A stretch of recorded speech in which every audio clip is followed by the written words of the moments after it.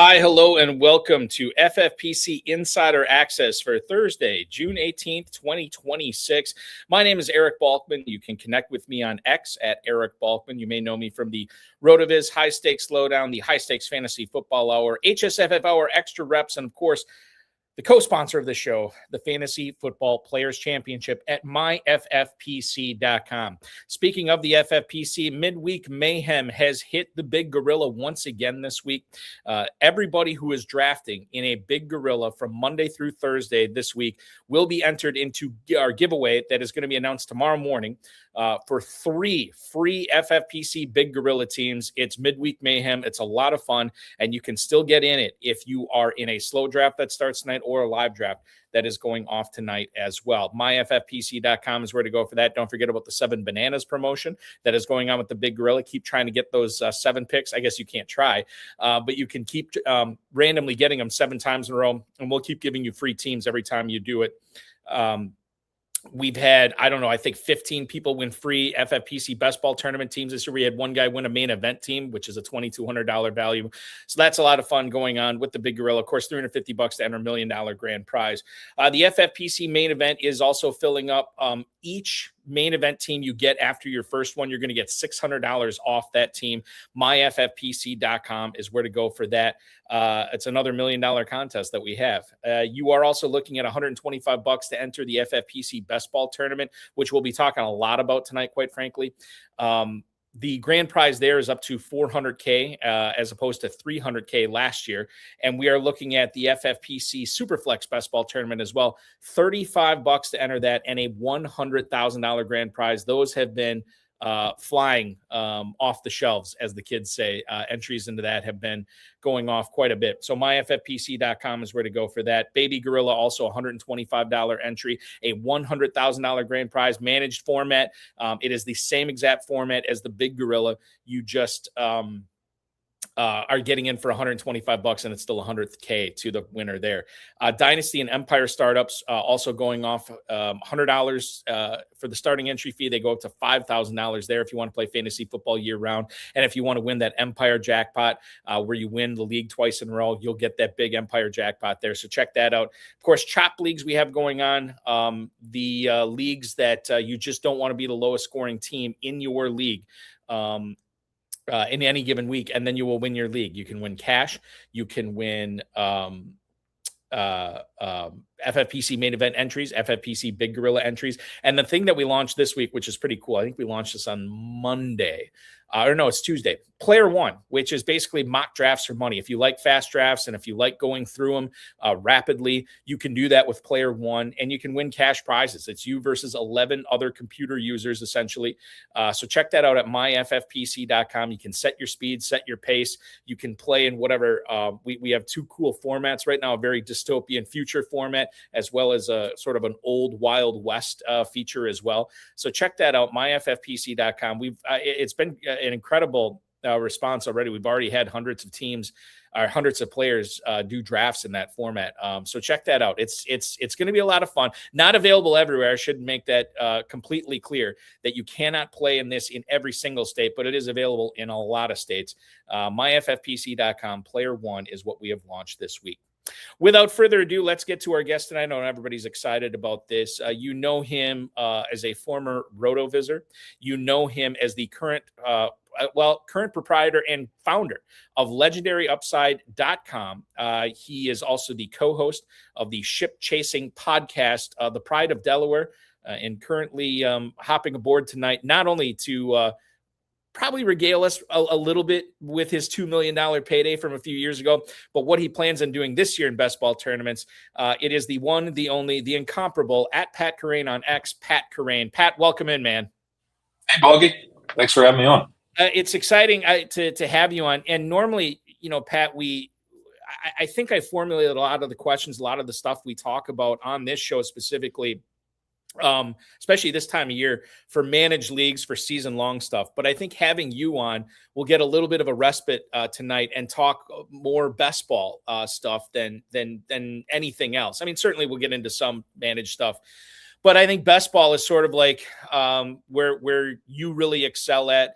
Not that you haven't excelled in managed season long stuff, but I think best ball is going to be what we get into tonight. Ben Gretsch had a great post in his Stealing Signals Substack about managed leagues versus best ball and how he believes that best ball has actually made us worse at season-long managed leagues since best ball has gotten really huge. I want to get into that just to kind of bring that up with you. I don't know if you saw it or not, but it is kind of weird because if you just look at it surface value, it seems like basically the same thing, but we're kind of going for different outcomes when we're talking about drafting, like a 20-round FFPC Best Ball Tournament team versus a 20-round FFPC main event team, where you have the opportunity to utilize waivers and everything and set your own lineups throughout the year. Best ball is a little bit different. And I think after reading that, my eyes were really open and like, wow, these are really two very different ideas and very different approaches we need to take. Yeah, I haven't dove fully into Ben's article, but I think I'm generally aligned with him in that, like, these are different formats. I mean, even like when you think about like DFS, way back when that was starting, it took a while just to like for people to fully get our heads around like, hey, this format's like very different.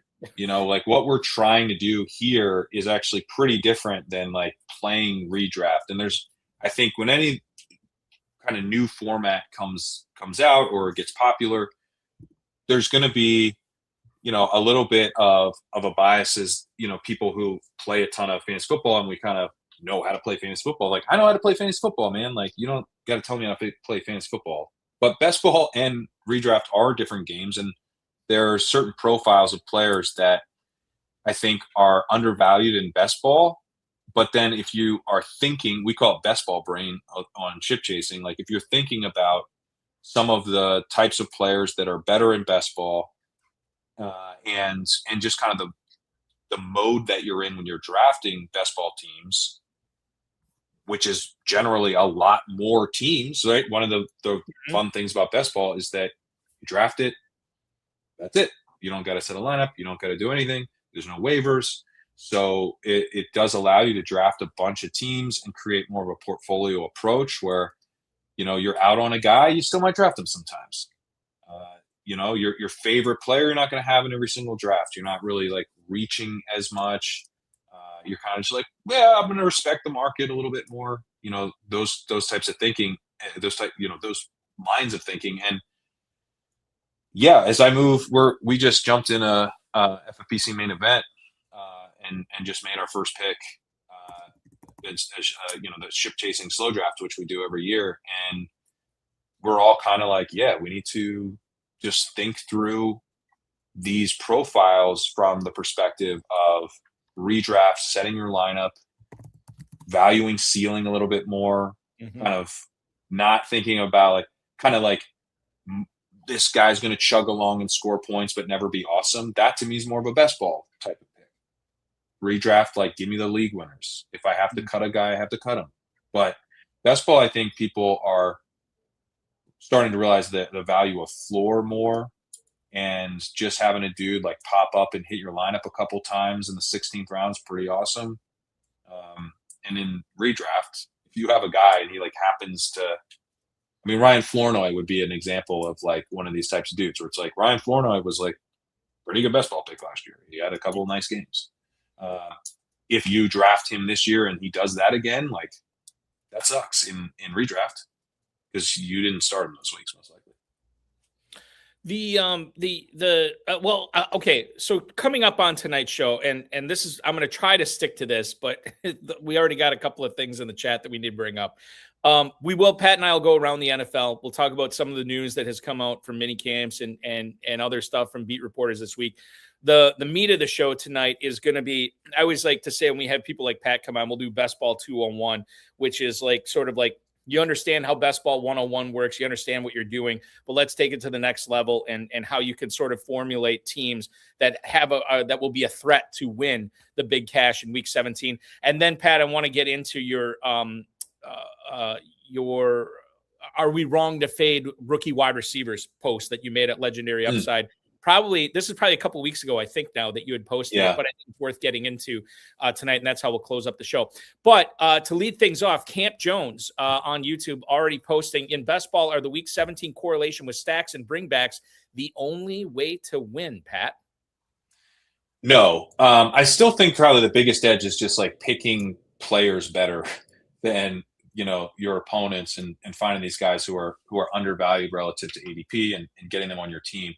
The stacking is very helpful, to be able to score a lot of points in a given week, in these types of tournaments where you advance, and then you got to advance again, then you got to score the most points. Stacking is quite useful. It's useful both from like, you're right over the course of the season. You bet on a team, that team hits. You have cases like the Texans and CJ Stroud's rookie year just had monster advance rates. Like Tank Dell gets hurt, still crushes. So if CJ Stroud had just a huge advance rate, those guys all like hit together. Bo Nix was a great pick, kind of betting on the Broncos that year. He was super underpriced. So if you can find these teams where you're just able to like win more than once by making a bet on a team, that's really nice. And then you also then benefit from them potentially spiking like a DFS lineup in those single week type outcomes, which you really want. But I do not think it's the only way to win. And in some cases, I think people are overstacking. Like there's like, hey, this quarterback would be a really good pick based on, he's way past ADP, and like Joe Burrow is now fallen, and you could get him unstacked. Does that make sense? 2 years ago, I probably been like, it doesn't make sense, but I think it actually does. It's like Joe Burrow in the middle of the 7th round is probably just a good pick, and you don't have to have T. Higgins or Jamar Chase or Chase Brown. You could add a Mike Gesicki later, which could have some value. So it's not like you're necessarily been locked out of stacking, but it's not the only way to win. I think roster construction and just kind of like picking the right guys is still, both of those are still more important. Pat, when you talk about, let's use the Joe Burrow example that you brought up, think about how good of a pick you would have thought that would have been, or how non-exciting a pick that would have been years ago. And now you look at it, Joe Burrow sitting at the 7th round, Higgins and Chase are gone. Now you are sort of like turned on to the idea of picking him there, saying it's a good pick. What changed in your mind? What have you seen? What has caused you to have that sort of shift in your best ball philosophy, specifically regarding that? But I think you can extrapolate that to other examples as well. Yeah, so I've partnered with Shady Advice, who's a DFS crusher and math wizard, and so we have Sims now at Legendary Upside. So we're able to kind of look at some of these questions of like putting some math basically to the stacking and the correlation, as opposed to like more intuiting it. And the good news is it's good and helps, because I've been doing it for a while, and like the team I won Best Ball Mania with was like very correlated and stacked, and the math like backs it up, but it doesn't back it up to the level that I probably had gotten to in my head of like, because it's fun. It's fun to like, you memorize all the matchups, and you're like, I have this guy, now this guy becomes a better pick, and you're boosting all these kind of matchups in your mind that, aren't going to happen for, 8-9 months, later. But it becomes like a fun puzzle to think through.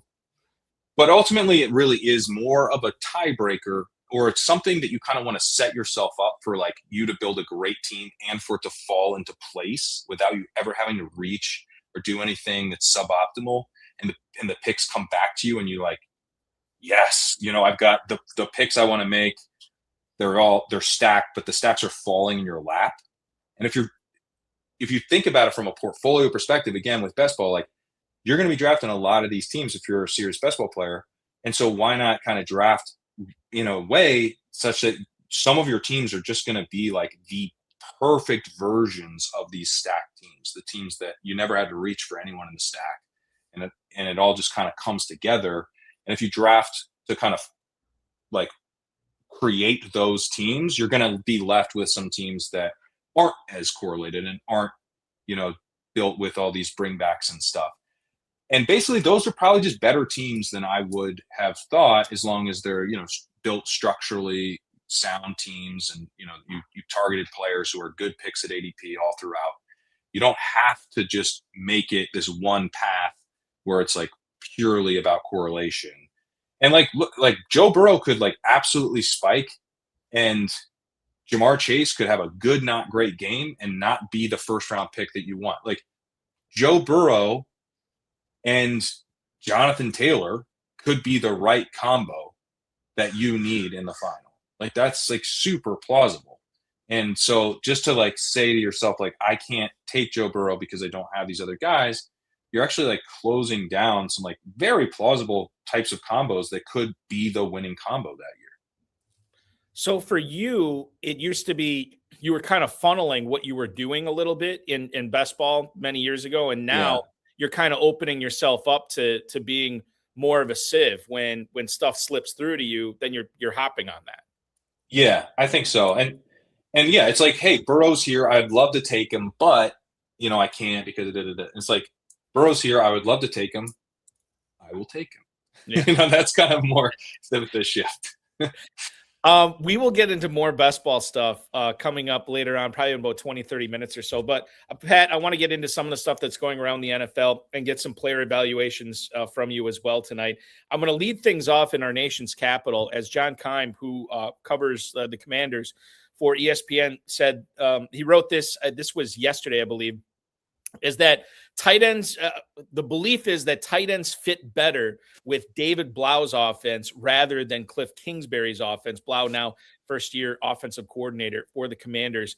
And he said that there was a league source that he knows that was confused when they took Ben Sinnott and in the second round a year ago because Kingsbury just doesn't use tight ends the way that you would think that they would be showcasing a second-round tight end. 16 catches, 142 yards, and 2 touchdowns in his first 2 seasons. However, David Blau, who used to be the assistant quarterbacks coach, is now the OC for Washington.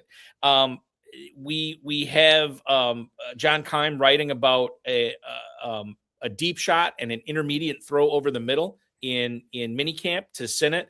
And that's sort of indicative of what Blau wants to do with his tight ends this season, at least according to this reporting. So we not only bring up Ben Sinnott, Pat, but we also bring up their freshly signed free agent tight end, Chig Okonkwo, in this. And as it stands right now, Okonkwo has a pretty good shot at being the number 2 option in this passing offense, which is what we look for in fantasy football. Couple of things to unpack here. Number one, Okonkwo didn't show us much in Tennessee. I know the offense wasn't great. Why would it be different in Washington? What do you think the impact is of this purported, sort of a showcase of tight ends in David Blau's offense?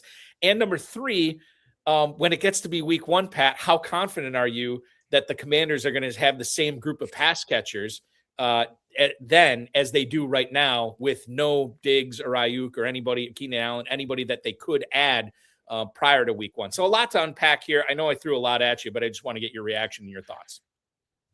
Yeah, no, I'm not real confident that we don't get, in addition, Ayuk's been tied to the Commanders for a while. And then, they could add, they probably won't bring Debo back. I wouldn't guess that teams don't tend to do that, but they could bring in Diggs for sure.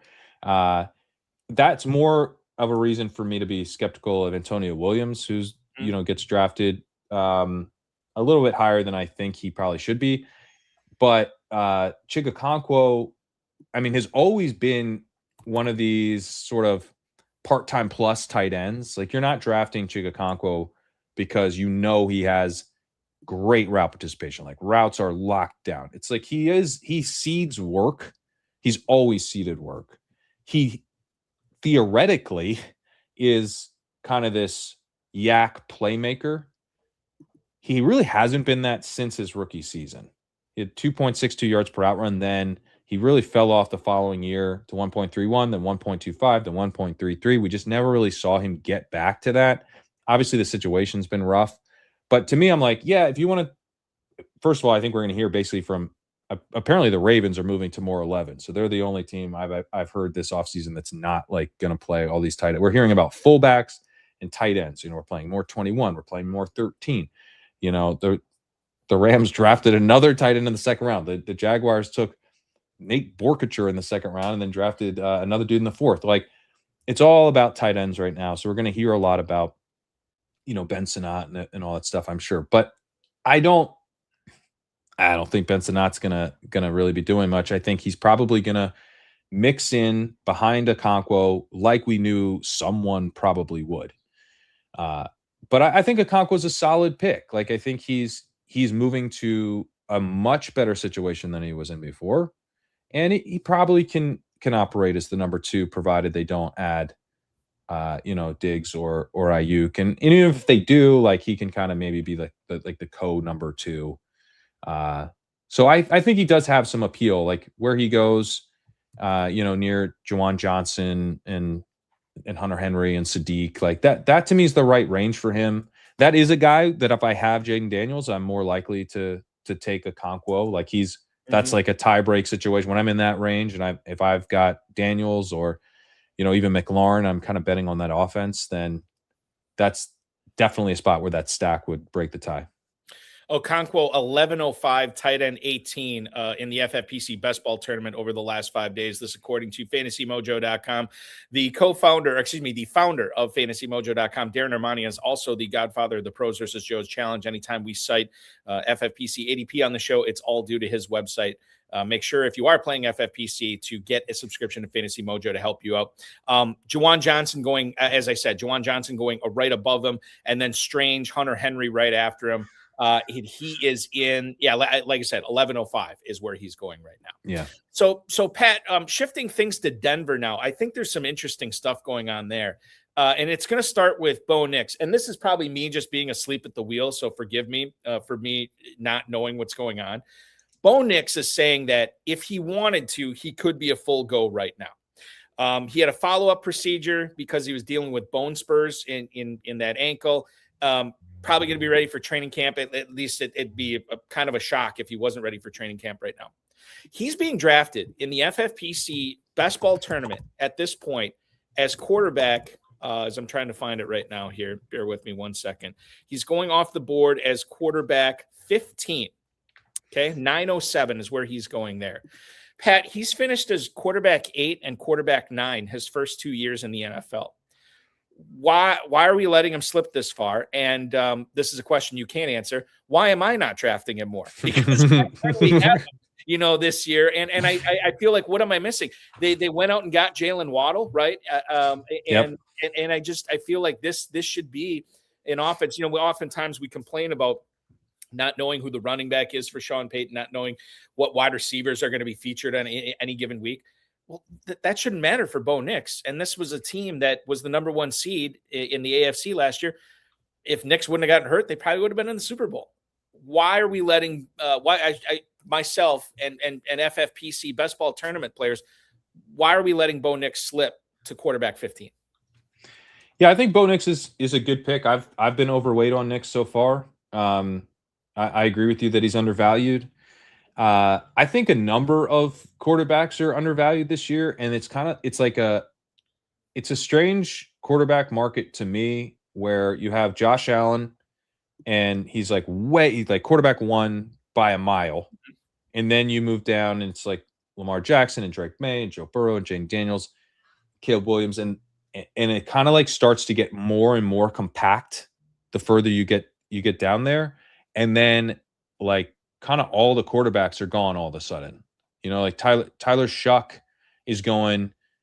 It's like Nix, Goff, Murray, Shuck, Baker, Mayfield, Love, and it's like that. Now we're down to like Malik Willis, first year starter, Daniel Jones coming off torn Achilles. Like it happens kind of quick.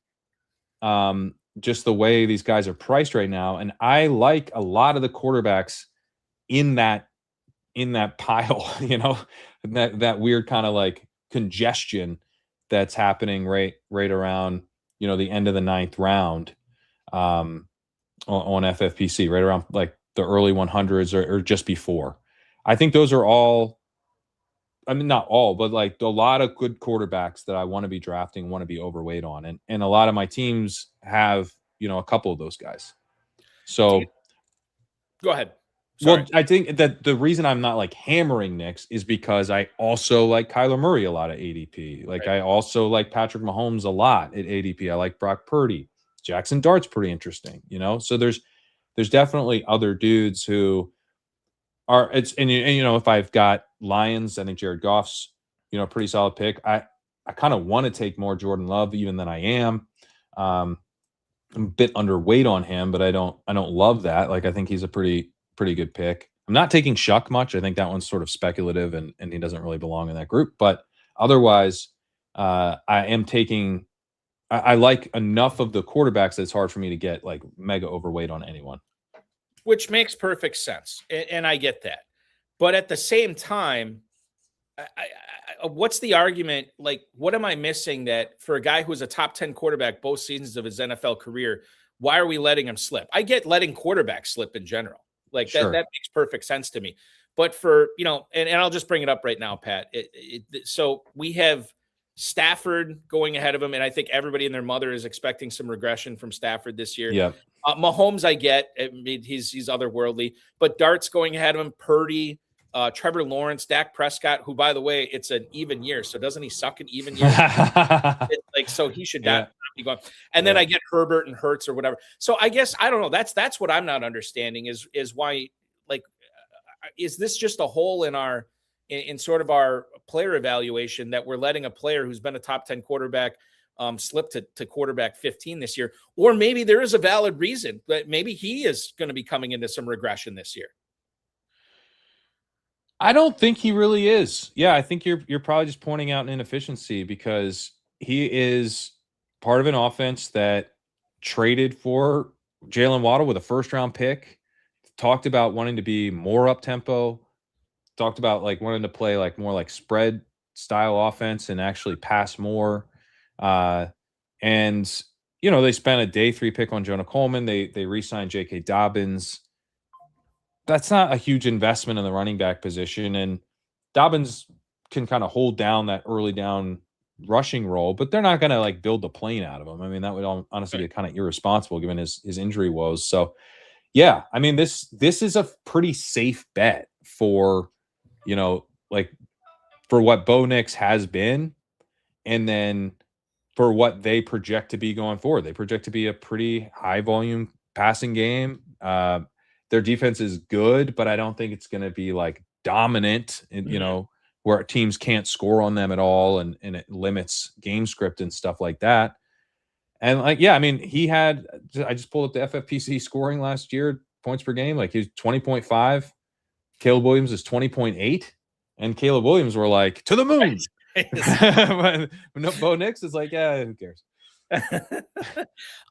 It is funny, and maybe it is just an inefficiency that will correct itself, especially, and maybe people are worried about the ankle. That could be it as well. But maybe once we get to training camp and people are like, oh my God, Nix is healthy. This Broncos offense looks unbelievable. And people are going to start taking him over Stafford. And maybe if we're not getting good news on Mahomes, then Mahomes slips or Purdy or whoever. I don't know. But there is, and just real quick on how you're handling quarterbacks in best ball. Pat, I've always been I've taken the Billy Bean Moneyball approach where you recreate Josh Allen in the aggregate, right? So I rarely take an early round or an elite quarterback in best ball. I normally like to take 2 or 3 of sort of the guys in the area that you're talking about, and just hope that carries me for the rest or for the season at that position. And what I lack in elite quarterback, I'm making up for in receivers and back, running backs and tight ends or whatever. Do you think, and you talked about how quarterback is slipping this year? Is this something where a lot of people are trying to take advantage of that, trying to sort of, quantity beating quality here? Or is this something that's been going on for a while? Is there anything unique about this year, I guess, is what I'm asking about at the quarterback position, why we're seeing these quarterbacks slip so much? I think there is a little bit. I mean, Hayden Winks has talked about how the quarterback kind of in this back end range of, the Baker Mayfields, let's say, like that kind of group, I think has been sort of systemically underpriced based on some of the stuff that he's looked into. And now that group is moved up a bit. Mm-hmm. And then at the same time, you have actually some price reduction on, some guys like a Jaden Daniels. You're not having to pay like a 5th round pick for him. He's in the 6th round, and like Jalen Hurts is in the 7th and will sometimes fall. So you have running quarterbacks, and like Jalen Hurts obviously has a ton of touchdown equity on the rushing side still. So you have like that. It's sort of compression on both ends. You have not the number 1 quarterback, but like the number 3 through, that like 3 through 6 kind of group where you're still kind of getting like the elite quarterback bet. That group is getting cheaper. And then some of the other guys are moving up, where we have certainty around them being starters and some excitement. It's like certainty and excitement group, where it starts to feel more speculative, or we're just like kind of getting sick of the guy like Bryce Young and CJ Stroud and stuff, where they are still pretty cheap. But yeah, I mean, I think it does feel a little bit different to me than in the past. I'm kind of living in the front end of this quarterback tier. Like, to me, the discounts are on some of the higher end quarterbacks in the group, like a Hurts. I like Herbert a lot. I love Mahomes where he's going. Like Mahomes, we're getting Mahomes, and it's like it's about to be pick 100. I'm getting Patrick Mahomes in formats that reward, like formats where I'm attacking through volume, and I need to find a team that scores a ton of points at the end of the season. You're telling me like pick 95 Patrick Mahomes can't help me do that? Like I'm pretty sure he can. And everything off the ACL recovery looks pretty bullish. It doesn't seem like something that's going to linger into the season and affect his play all year. Like maybe he misses a couple games, but maybe he doesn't. Maybe he just starts the season. That seems to be the way things are trending. And if he does miss a couple games as part of a 3 quarterback build, which this price unlocks, great. Like I'll be fine. And he pairs well with some of the guys that you do get later, like like a Malik Willis is a little bit cheaper, and Aaron Rodgers, or some of these guys. Like I can find ways to bridge to Patrick Mahomes hitting his stride again, even if it does take halfway through the season before he's like truly Mahomes, or even later.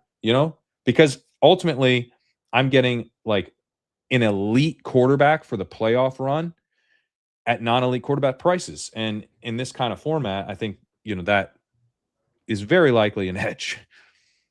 I think with the Mahomes stuff too, it's like, I don't necessarily think people are penalizing him too much for the ACL. I think people are, the ACL, obviously, like we saw how effective he might have had his best year on the ground last year with Mahomes, with running. And I think that's kind of giving people pause. But what we need to understand is like, okay, I get it. Maybe he won't run as much this year, especially at the beginning of the year. But think how awesome of a quarterback he was before that, when he wasn't running, and he was still putting up crazy numbers, right? Right. And now we have Rice out of the Who Scout, which is great, the fantasy. And he runs to the car that was picking him up. I know. Well, he backpedaled too. I like the situational awareness was good. Yeah. And so people are going to start getting the warm fuzzies about Rice as much as you can about a player like that. Yeah. I know plenty of people, myself included, have been talking about Xavier Worthy. Maybe not necessarily what he's going to do for Kansas City, but how low his price was in draft. Yeah, he's cheap. Yeah. And I think people are going to start warming up to him.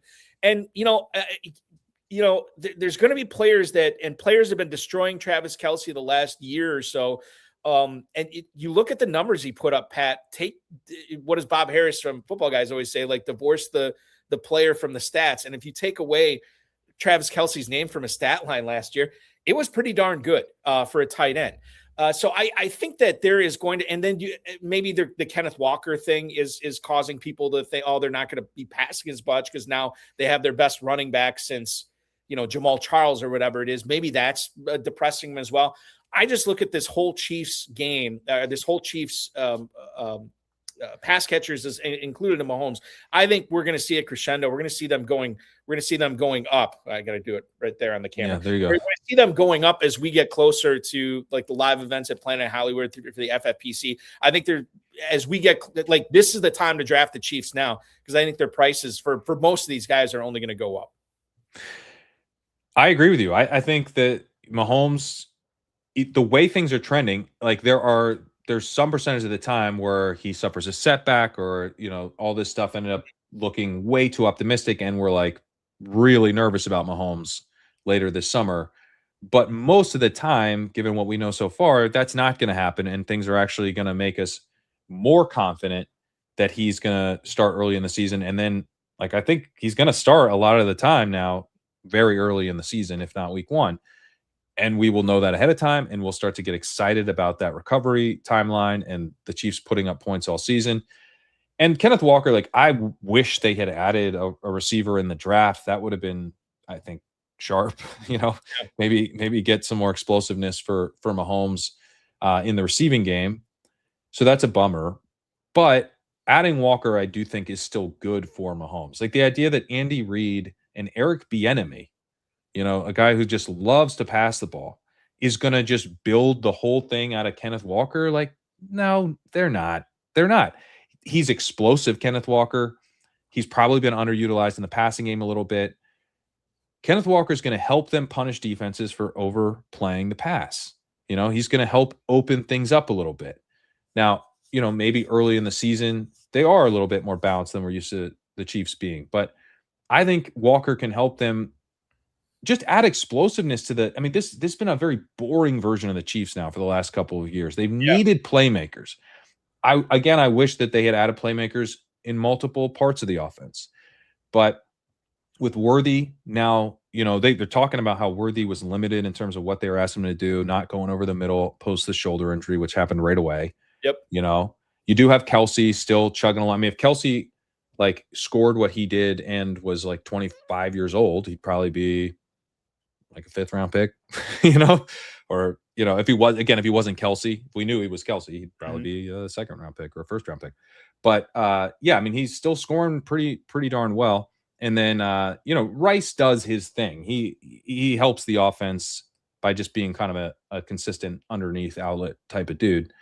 I think Mahomes will be the addition of Walker to me makes me more confident in Mahomes, not less. The other part, so I want to get back to the AFC West here in a second. But what you had brought something up earlier for the quarterback conversation, we talk about Tyler Shugg, and Adam Hahn is in the chat, and I know he's going to make sure I'm pronouncing his last name right because he's the grammar police for me, and I appreciate that, Adam. Thank you. Tyler Shugg, you mentioned, didn't belong in the group of quarterbacks you were talking about before, as he was more of a speculative play. Can you kind of unpack that a little bit? Because I've really come around on the Saints offense this year. I'm pretty bullish on them. Yeah, I just think that we're Shuck is going ahead of Baker Mayfield and Jordan Love in the ADP I'm looking at on Fantasy Mojo, and that's just, I think we're projecting another step forward for him, where this is to me, when I see wild shifts in perception from the market, that definitely, I want to kind of look into that and see maybe if the market's gotten a little bit kind of overcorrected itself, basically. Because Shuck, I remember back in last February, February 2025 or whenever the Senior Bowl was, January, February timeframe, and listening to Dane Brugler on Nate Tice's podcast talking about the guys at the Senior Bowl, and people are asking about Jalen Milroe, and all these other guys.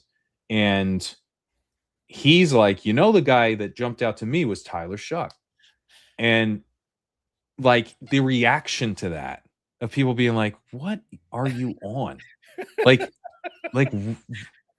Talk about the guys who matter, please. This. And then then it became clear that he wasn't alone, and the other people like this guy. And then it was this guy's he's played 6 years in college. He's barely even played football because he gets hurt all the time. He's had all these injuries. What's happening? Right. And then he ends up going 2nd round. Still no one's interested in him. He's like barely getting drafted. He's like, and there's Spencer Rattler competition too. Yeah, the Spencer Rattler, which he wins. Rattler starts the year, right? And then Rattler kind of eventually flames out, as you would expect, and then Chuck comes in and gets starts, and he looks solid by the numbers. He's okay. It's not like in the second half of the season he was doing incredible things. Like Dart was way more efficient than Shuck. Like, and Dart, Dart has stuff that makes me concerned. Like the inability to protect himself and all that is definitely. And I don't love investing in like a Matt Nagy offense, but it's, that he was way more efficient and he runs. So Dart, I'm generally on board with. Shuck runs a little in that kind of like, he's kind of fast once he kind of makes the decision to run, but he's like not really a dual threat at all. He's a pocket passer who can, create as a last resort. I think the thing I've been real different on the market with the Saints moving into this year is that there's been a perception that they're going to be like really up tempo, which I don't necessarily disagree that they'll play fast, but that then they're also going to be leaning on the pass. And you have a quarterback in year 2, and you have a team that just added Travis Etienne. Mm-hmm. And they didn't have a running back last year. Like they just didn't have anybody. So, I mean, Kellen Moore, his most successful stint was with the Eagles, where they were very run heavy. And you also have an NFL that's moving kind of towards this. Why wouldn't he be emulating the Seahawks kind of mold, where it's like, let's, have this running game, play action off of it. I think it's just overly optimistic to think that Chuck's going to come in and lead this high volume passing attack when it's kind of in the Saints' best interest to like go slow and see. I don't mean like literally play slow, but like see what they have in Chuck, like as they go, as opposed to like putting everything on him and on his shoulders and having him be the engine. Like, why not have the running game, play balanced, play with a lean to the run, actually take some shots off of that. I think that's more like, I think it's a lot more likely than his ADP suggests. And that probably puts him in a range where like he should be going probably behind CJ Stroud, like I think he's kind of CJ Stroud right. Is really what it is. So just to like give this an application to everybody watching.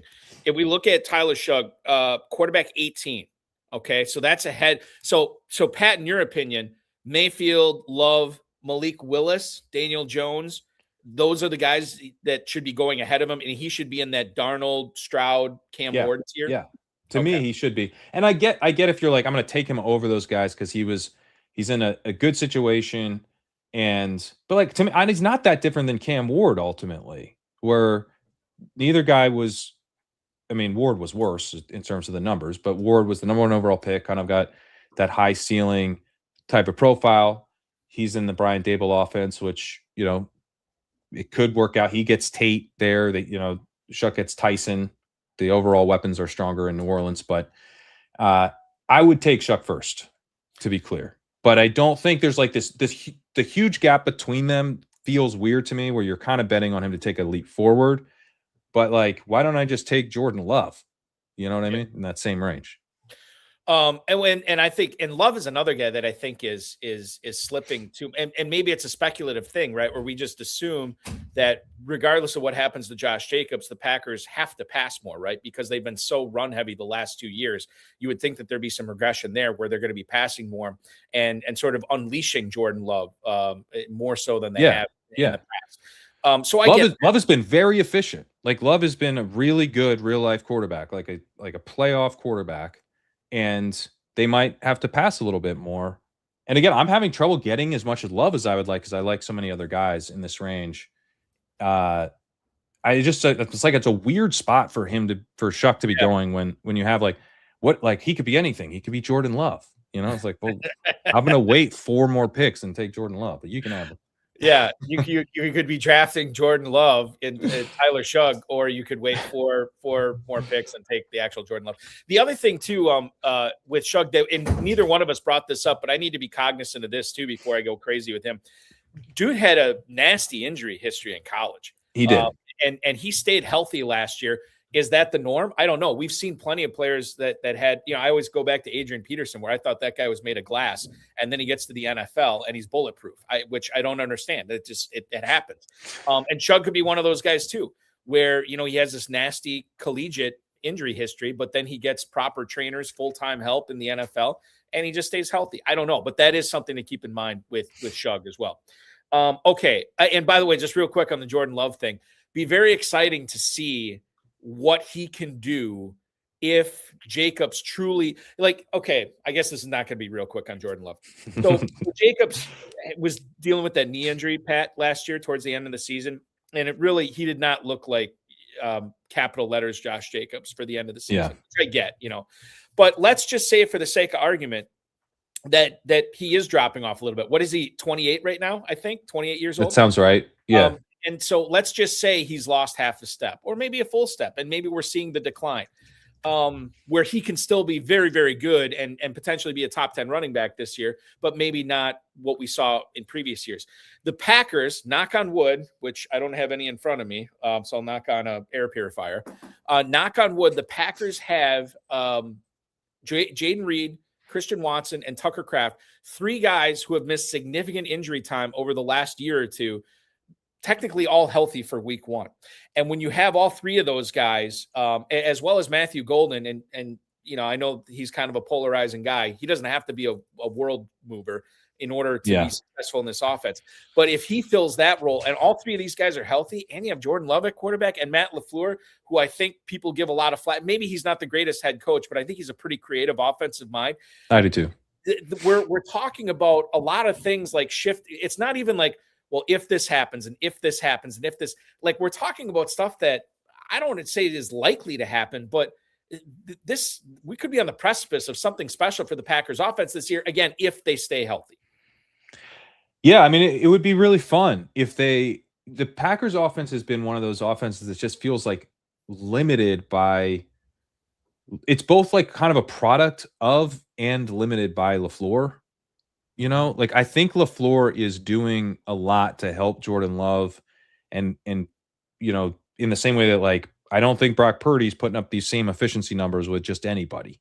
Right. I think Jordan Love is good and also is playing, is delivering more efficiently than he would in another system or, in many other systems. But at the same time with LaFleur, there's just these games where they'll get up and then they'll run the ball and they'll try to kind of sit on the ball and then they lose the game. Mm-hmm. It's like, why are you so conservative in these spots and just unwilling to let your guys score more points and put the game away that way? And then on top of that, you've dealt with these super weird, player package stuff where he's, running in all these different receivers and no one gets full-time role. He's publicly commented that he kind of has to cut that stuff out a little bit, and then they let Dobbs go, and now things should be more condensed. I think Reed is a really good player. I think Kraft is a really good player. I think Christian Watson's a really good player. I'm not in on Golden, but having 3 guys is probably enough. And then Josh Jacobs can do his thing. But yeah, maybe if he were to miss some time, maybe it would make LaFleur open his eyes a little bit, that this could be an offense that doesn't have to have a lean to the run. Because I don't think it does. I mean, you want to be kind of balanced, but the Rams are kind of balanced and usually have a lean to the pass. The Vikings have typically had a lean to the pass while, still not being crazy pass heavy, like the Bengals or something. So, in this kind of style of, this tree, there are coaches who are not so conservative, and this could be the year that LaFleur breaks away from those tendencies. I hope it is. I'm not super optimistic that happens, but again, that is something I think about when I think about, Jordan Love going after a dude like Shuck, where I'm yeah, I think I have the better quarterback. I also have good weapons. I would take LaFleur over Kellen Moore personally as a coach. Mm-hmm. And so, I'm and then it's I am not taking it as a small thing that Jordan Love I've seen Jordan Love literally be awesome in the NFL, and Shuck's been, he's been fine. I don't know why I'm getting this choice. So just regarding like LaFleur, and this is what was frustrating to me, is you had, and I think you could say the season ender, or not the season, well, I guess it was a season ender, the playoff game against the Bears. That was a game that Green Bay probably should have won, and the Bears came back and beat them, which was super frustrating because what happened the last time the Packers and Bears played in the regular season? Green Bay blew a big lead in that too, and they exactly points in the fourth quarter and overtime. You look back into now, granted, Tucker Kraft tore his ACL in the Carolina game in early November, but that was a game Green Bay should have won, and they lost. The Cleveland game was another one where they were winning 10-0 pretty much the whole game. I shouldn't say the whole game, but 10-0 late. And then the Browns scored 13. The Browns, Pat, scored 13 unanswered in the fourth quarter, and they win that game 13-10. So if LaFleur's eyes have not been opened yet, I just wonder if they're just permanently, he's got those eyes. You always see it in movies, the stoner character that paints the eyes on the eyelids where they're permanently shut, but they look open. I wonder if that's Matt LaFleur. Anyway. It might be. I mean, this goes like they were the 1 seed back in 2022. And they lose at home to the 49ers. And, it was like that was a cold weather game and everything. But like, it's like, oh man, like, you're playing this game to not lose. He's played to not lose for a long time. And how many times, like, I'm at the point where I think the second Bears game last year, I was watching it, the playoff game I'm talking about. And I'm watching it with a bunch of people, and they were just incredulous, like Packers fans. They were just incredulous that could happen. I'm like, look, man, this is kind of what LaFleur, like Caleb Williams was fantastic in that game. No, I don't take anything away from him. But my God, I mean, just the stuff that LaFleur did in that game and all the stuff. And it wasn't just all on LaFleur. I don't want to get into that, but whatever.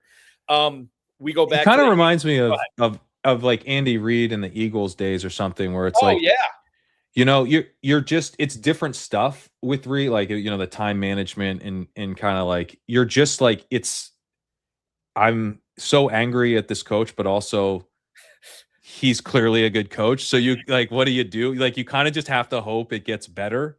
Like there was talk at the sort of towards the end of the season, like, are they going to renew LaFleur? Like, what are they going to do? They're going to move on. And I think it would both be like a huge mistake to move on from Matt LaFleur. And I totally understand the thought that you would want to. But yeah, I mean, ultimately, I just hope he kind of figures, if he levels up his game a little bit, he would be potentially, among the very best head coaches. I do think what he does well, I think he does very well. Yeah, and I think about like what he's done for Jordan Love, what he did for Malik Willis last year. I mean, his development. Yeah, exactly. Really good. The other thing too with in regards to Andy Reid, I remember that, Pat, when this was like, I think it was the Brian Westbrook days, where Reid would like actually pass the ball to run clock at the end of the game, where he would just be dumping it off and Westbrook would get off these. Like, I can't believe that there's a coach in the NFL that is running clock by throwing it. Like, it would be, I know, like, Westbrook on all this. It was crazy. Okay, getting back to the AFC West, I wanted to go Denver. We kind of hopped around there, but I want to go back to the backfield here to see how you're playing this for best ball leagues. So Luka Evans covers the Broncos for the Denver Post. I mean, I think this was brand new information to everyone, but maybe it was just me. But Harvey tore his labrum in the AFC Championship game. We don't know exactly when the surgery took place to repair it. He was doing some things at OTAs and minicamp, and apparently he's going to be good to go at training camp. But this is another pepper in the Sean Payton gumbo that we like to talk about, with how much he utilizes different running backs. I think about the report that we got. I don't know who reported this earlier, but that the Jaguars were this close to signing J.K. Dobbins, and then the Broncos went over the top. And because I thought that was kind of a weird deal that they paid Dobbins so much money, but now I kind of know why they did that. So they bring him back, and then they also get involved in the Jonah Coleman business as they invest. I think it was a day 3 pick in him. And then we also got the report today, Pat, I believe also from Luke Evans, saying that Coleman's probably going to play right away. So, and I read Ben Gretsch write about this too, but I'm curious as to your take. I think Ben, like, and I know how he writes, and there's a lot to take in, but I think the gist of it that I got is he's not totally sure how to handle Harvey specifically, but obviously Coleman is a cheaper player. And then Dobbins, too, I think is going after Harvey. And it's weird because Harvey had nearly 900 total scrimmage yards last year, 12 touchdowns. Granted, some of that was with Dobbins being out. And yet there's a lot of people treating this. He's a very polarizing player.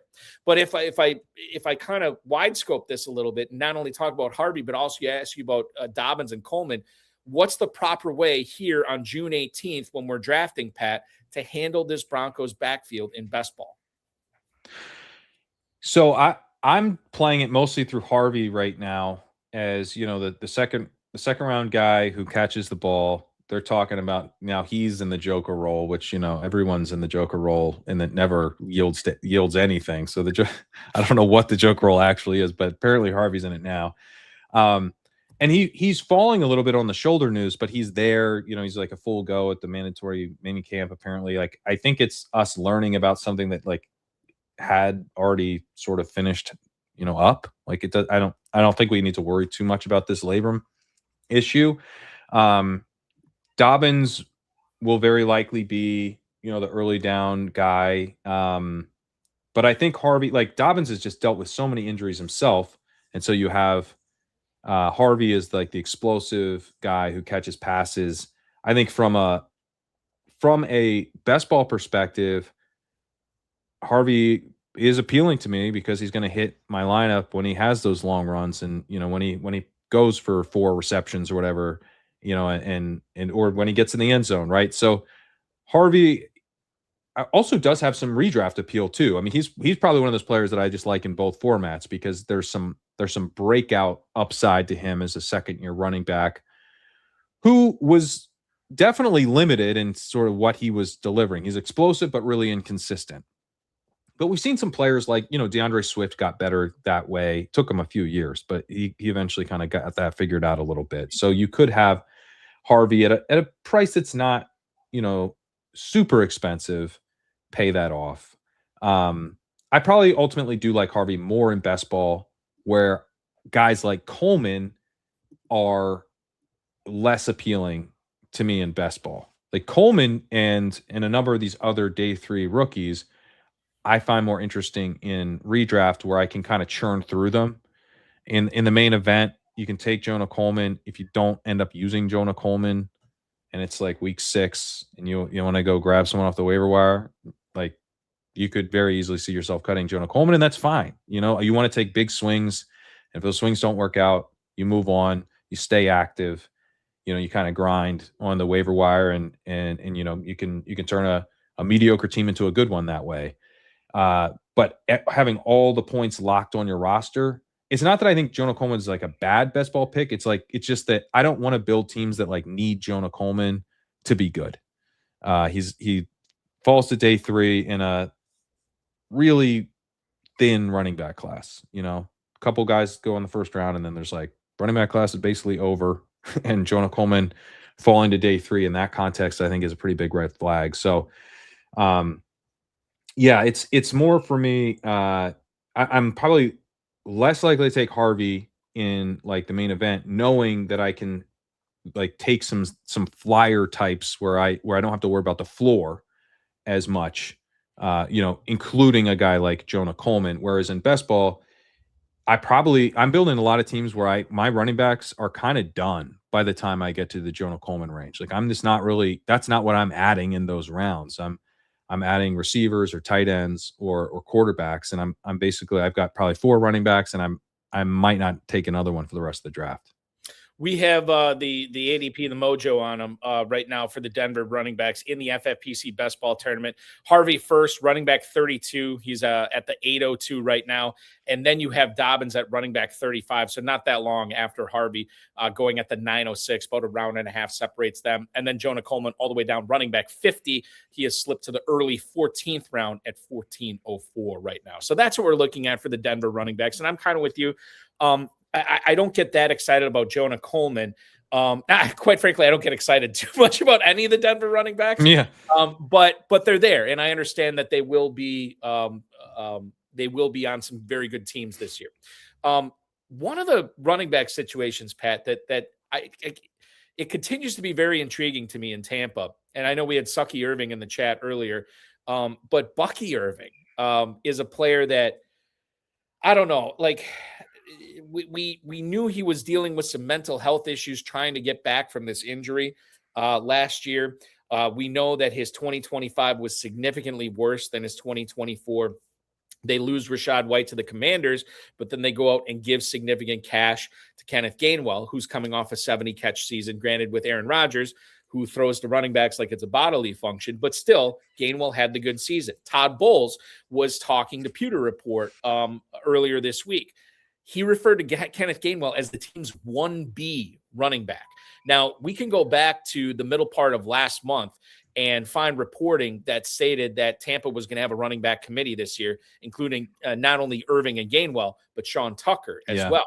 And you could make the case that in an ideal situation for Tampa, they do want this 1-2 punch of Irving and Gainwell, maybe mixing in Tucker at the goal line, which would really be confounding for fantasy. But the fact that Bowles seems to be so much right now on Kenneth Gainwell, and the fact that he's reportedly picked up the playbook from Zach Robinson so fast, this Tampa running back situation, and like Irving is that's the other thing. Irving came back to practice at minicamp. And this was, remember, we're a few weeks removed from Todd Bowles saying, yeah, he might be back in summer or this fall. It's like, what? But now we know he's practicing again, which is good. But again, I'm going to ask you the same question with Denver as I asked you with, I'm asking you the same question with Tampa as I asked with Denver.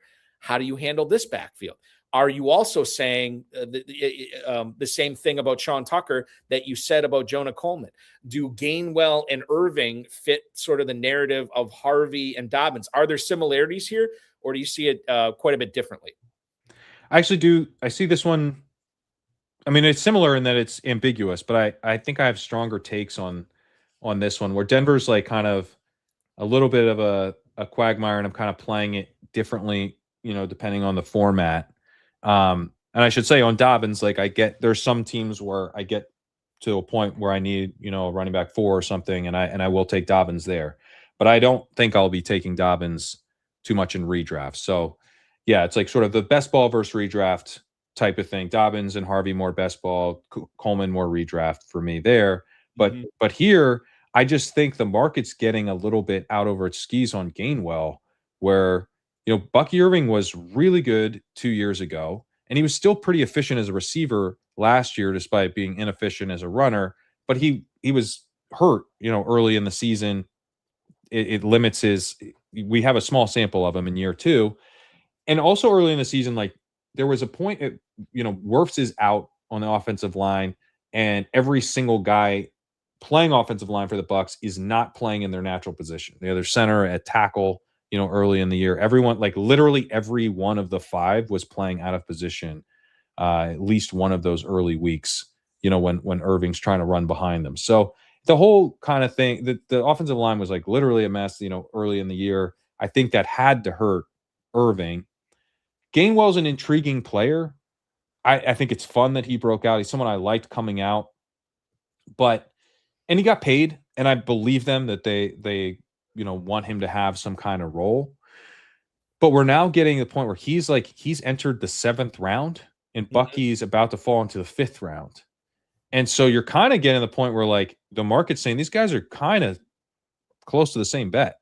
And like, I just don't think that's true at all. Like Irving is the incumbent starter who broke out as a rookie and is both a really good receiver. He's he's a bursty runner. He's not maybe like a breakaway runner like Travion Henderson or something, but he hits the hole. He gets downhill quickly. He's kind of a fun chunk play style runner, and he's very consistent. And I think I will bet on him, having the familiarity with the Bucs, being there, Baker, the offensive lineman, kind of the flow of it all. Like he gets all that. Gainwell's going to have to be getting up to speed there. And Gainwell's been a backup basically his whole career. He challenged Jaylen Warren last year. He didn't take the job from Jaylen Warren. He forced it into a committee. Right. So is Bucky like worse than Jalen Warren? I don't think so. And I like Jalen Warren a lot, but I think Bucky will be able to basically at least keep Gainwell to like a committee role, if not, be the true starter. So Bucky is everything around Bucky's been kind of concerning. I was worried at one point when Bowles said the thing of like, he'll be back in August or September. Right, I was like, September? I think we all freaked out there. But I was like, is he not with the team? What's going on? He was with the team. He's with the team now. Bowles just says some weird stuff sometimes is ultimately what it is. So I think Bucky is becoming a value. Like, I don't think he is a smash in the late fourth, but I see Bucky fall past that into the mid to late fifth. Like, yeah, that he is a value there. And he kind of becomes like one of the last running backs in that tier. And then Gainwell's moved up he's getting close to move up with like Stevenson and Pollard and those guys. I don't think he belongs in that tier. I think that's too expensive for him. Like I'd rather bet on Jonathan Brooks than Kenny Gainwell. Like, Jonathan Brooks could be the starter without an injury to the guy ahead of him. There's a lot of sexiness to Brooks, and the longer that guy stays healthy this summer, the further and further he's going to go up. He's going to keep rising. Nobody wants to draft Hubbard. Nobody wants to like Hubbard. Like everybody wants Chuba Hubbard to be the last guy picked at pickup basketball at recess. It's not Chuba Hubbard at all. And he brought the ball. And he brought the ball. Exactly. Yeah, that's why he has to be picked. The last thing I want to bring, and by the way, just before we wrap up the Irving conversation, Irving is going at the 504 right now on average in the FFPC Best Ball Tournament, Pat. He's going off as running back number 23. Gainwell snuck up to running back 31. As you pointed out, he's now a 7th-round pick. 7-11 is where he is going. And with a guy that has the pass-catching acumen as Kenneth Gainwell, maybe it's best that he's at 7-11 because he's always open. Chris Godwin, speaking of always open. Let me ask you, I want to throw in the Tucker thing because I do view him a little bit differently than like a Coleman. One, because he's cheaper. Mm-hmm. Coleman, I should say on Coleman, I would be in on Coleman in all formats if he fell, but I think we were excited for Jonah Coleman to maybe be a 2nd-round pick or a 3rd-round pick and then, land in a great situation in the 4th round. We've never fully mourned what we thought we had with Jonah Coleman. Like the ADP, it hasn't fully corrected, I don't think. But Sean Tucker, you get down there, you're in the 16th round. Tucker's good. I've seen Tucker play football. He's good. Like he can score touchdowns. He's if either of these other two guys goes down and it's Bucky and Tucker or Gainwell and Tucker, like Tucker will have a role and I think he can make the most of that opportunity. So Tucker's a guy that I was drafting a decent amount of. He's moved up a little bit and I'd take him less, but I still like Tucker, especially like in best ball where he has like standalone value, but in sort of a touchdown, hard to predict way, which I think can be useful in best ball, but he also has contingent value and I'm not going to be out on him as a late round swing in the main event either. Do you feel like in regards to Tucker, he's so interesting because if I remember correctly, he was probably going to be a day 2 pick in 2023. And then they discovered I think it was at the combine, the heart issue that he had. And then he goes undrafted. And Tampa obviously signs him or whatever. And I wonder if we as fantasy players, because we're not perfect people, except for you, Pat. I'm just kidding. No. We're not perfect people. And I think we have a bias in our heads of like we carry where the NFL said how much they like this player by how the teams treat him. Well, everybody passed on him at least 7 times. And then Tampa signed him as an undrafted free agent. And I wonder if had he been a round 2 or round 3 pick, if we would have a completely, like right now in 2026, if we'd have a completely different take on how good we think this guy is. He was awesome in college. And if it wasn't for this heart issue, we might be drafting a lot differently. And maybe Tampa would be treating him differently. That's to me the big thing. I think these teams end up acting like that. Like they were apparently not going to pick up the restricted free agent tag on him. Right. And then they decided to do it eventually. And, then they go pay Kenny Gainwell. It's like, guys, if they had spent a 3rd-round pick on Sean Tucker, they're not paying Kenny Gainwell. They're like, well, we've got our backfield's awesome. We're so smart. We spent a 4th on Bucky and a 3rd on Tucker, and we have one of the best backfields in the league. We don't need to pay anybody. But it's like, it doesn't make any sense to me. Like, this dude's shown you he can play. He actually complements Bucky really well. Is like kind of a bigger, rusher and stuff. And Bucky's really good as a receiver. So it doesn't. I don't get it. I've seen it happen so many times though, where these teams that just don't value the guys they didn't have to invest in. And I do think that's what's happening with him. I think he'll be really good if ever given a chance to start. I'm worried that he'll just get Tyler Algiered. He'll go sign somewhere as their starter, and then they draft a running back in the 1st round, and we never really see him get that chance. But I think Sean Tucker really can play, and I mean, he really would have gone much higher in the draft if not for this heart condition, where people thought he might not ever be able to play in the NFL. Like, he fell out of the draft because it was unclear if he would be able to play in the NFL, and he clearly can. Contract year for him this year too, I believe. So it is. He'll be up there. And now, granted, the other thing that he's running up against in 2027, we have a much better running back class for the rookies coming in. So battling that a little bit as well. But be very interested to see what kind of season he has and how teams pay him after this season. Okay, one other thing with the Tampa Bay Buccaneers here, and I'll go back up to Joe King. He wants to know your thoughts on Chris Godwin's health this year. Could smash if he's back. And if we look at the ADP on Tampa receivers right now, Pat, we see Goku going off as a top 20 receiver, wide receiver 18 at the 406. Godwin is not going until wide receiver 38 at the 904 right now. And Godwin's a guy I'm very intrigued with this year, especially when you couple what he's been able to do. And I know he's had a lot of injuries and he's coming up on age 30 or whatever, but that price tag in the 9th round, man, this is a type of player that if you go robust running back, or if you are cranking purple and drafting all these tight ends or whatever, or maybe you just want to add receivers, Godwin in the 9th round seems like a really good pick to me, given the price and given what we've seen for him do, what he's seen or what we've seen from him on the field before. Unless you're a big believer in Egbuka, and I know there's a lot of people out there where if Egbuka is the big guy commanding all the targets, then Godwin takes a little bit of a backseat, and then the mid-9th round makes more sense. I have no concerns about his health right now. Do you?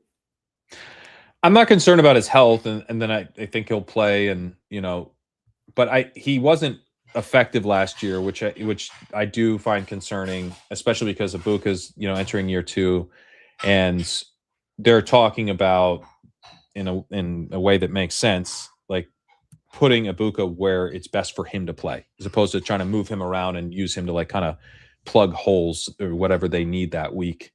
It sounds like Ibuka's just going to be the Z for them, and they'll probably prioritize him, which I think is smart. But yeah, I mean, Godwin was kind of, I mean, he really was not himself for a lot of last year, and I never really felt like we got back to, there's like the week where it's like, oh, okay, like Godwin looks like Godwin. Whereas like with Evans at the end of the season, I was like, oh, this looks like Mike Evans again. Right. So that's the part of it that concerns me, is now you are kind of betting on him to bounce back at age 30 off an injury that may have just sapped enough to where, he's not going to be able to be like Chris Godwin again. The thing that's also tough for me with Godwin is it's in a range where it's a little bit like last call for those running backs. That's where Aaron Jones is, and Ja'Cory Krosky-Merritt's there. You've got, Jordan Mason and Jonathan Brooks and Blake Corum are kind of all in that general range, that like 9th, 10th round range.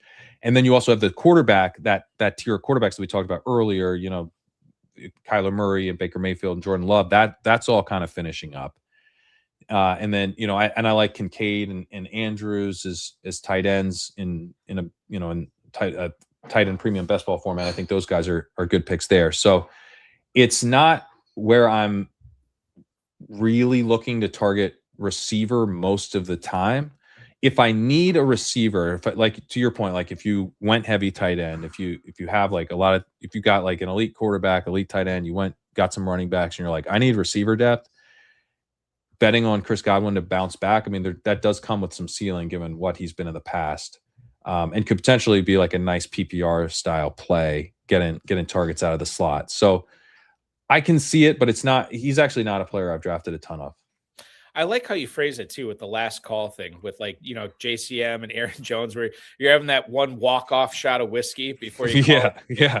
And then if you miss out on that, you want that nightcap, you're going home to the Mad Dog 2020 of Tank Bigsby.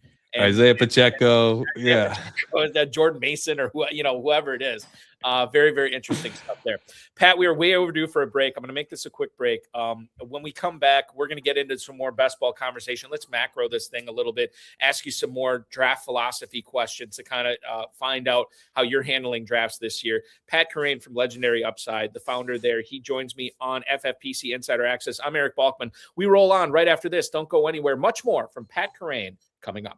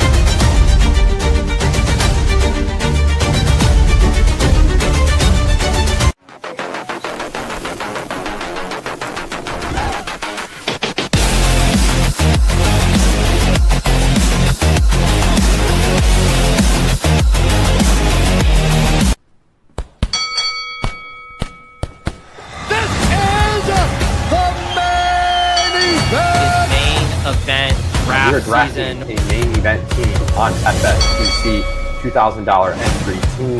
Grand prize of $1 million. I'm looking for that $1 million top prize. Main event season is in full swing.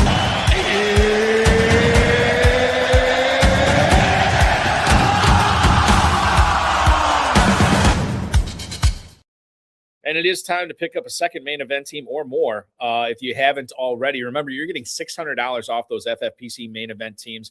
You compete against guys like Pat Kerrane for a $1 million grand prize. Don't forget about the Big Gorilla Drafts live and slows filling up. 7 Bananas promo going on. The Midweek Mayhem ends tonight. Your chance to be in a drawing for 3 FFPC Big Gorilla teams. $1 million grand prize there. We've been talking a lot of FFPC Best Ball Tournament tonight. That is a $400,000 grand prize, up $100K from last year, $125 to enter. If you want to super flex it up, you can do it with the Super Flex Best Ball Tournament. $35 to enter, $100K grand prize, $100K grand prize in the Baby Gorilla as well. Just $125 to enter there. Same format as the Big Gorilla managed team, just $125 to enter. We have chop leagues going on right now at FFPC, Player 1 leagues, where you're competing against 11 other computer teams for fast drafting, mocking for money. A lot of fun there with Player 1 that we just launched this week. And then, of course, Dynasty and Empire Dynasty leagues at myffpc.com. myffpc.com is where to sign up for that. We go back to the well here, the wealth of knowledge that is Pat Kerrane, the founder of Legendary Upside. Of course, you know him from being a co-host at Ship Chasing as well. You can connect with him on X at Pat Kerrane as well. Pat, the philosophy portion of the program is going to be cut off because we got into a lot of philosophy stuff in the first hour, which is fine. Good stuff. It's all good. But I want to get into sort of like, I always call this Best Ball 201, as I mentioned at the top of the program, and get your thoughts. I'm going to bounce around here and ask you a bunch of different questions. When you think about best ball tournaments, and we can talk about the FFPC Best Ball Tournament, or if you want to expand that to just best ball tournament drafting in general, is there a mistake that you think people are still making from the drafts that you're doing? Is there still a mistake that you see people making over and over again that's preventing them from hitting a massive grand prize? Yeah, I mean, I think to go back to what we talked about before of like redraft and best ball are pretty different games. And, then like redraft, there's different, like, are you playing the main event? Is there a sprint format at the end? Or are you trying to do like playoffs, like more of a home league style where you've got to beat a team and then beat one more team head to head? Like how is it that you are going to make the money that you're hoping to make by entering this league, right? Like that, I think that's still like an underrated element of the whole thing. And for me with best ball, the way that people are getting that wrong in a lot of cases, is about like, I'm going to take this guy's going to hit, and I'm going to win the money. Mm-hmm. And I think that's more like that style of play just works better when you have waivers, when you have to start guys, when everyone else has to start guys. Like the competition is sort of weaker week to week in terms of what the actual lineups are, because those lineups aren't optimized. Those lineups are chosen by your opponents. They have to select a starting lineup each week. They're gonna make mistakes. You're not gonna have to play the best version of those teams every single week. And so like it's okay if you make mistakes too, especially if your mistakes are like while you're trying to find those league winners, and then you play in enough leagues, you do this long enough, you hit on those league winners, you assemble like a super team where it becomes extremely clear who your starters are every week, and you're just like crushing people that don't have the horses, right? Like that's kind of the redraft mindset. But the best ball thing is like there is more value in floor than than you kind of want there to be if you're kind of thinking through things from a redraft perspective. Like just to be able to like, hey, this seems like already really good. Now like let's get it across the finish line with picks that like help add points in key weeks and don't add zeros when we're getting to the final, when we flip open. I sometimes think about like you're opening like a Christmas present, because this is like literally might be on Christmas some years. You open your Christmas present of like, I bought myself an FFPC Best Ball Finals team. Who's on it? I don't know who's on it, right? I drafted this team in July, in August, whenever, and I didn't have to set anything. I haven't had any reason to like know this team by heart, right? I haven't been living and dying with this team week to week. So who's on it? And if you open it up and it's a kind of, it's got 3 rookies who haven't seen Jaden Blue's been inactive, all year, like that.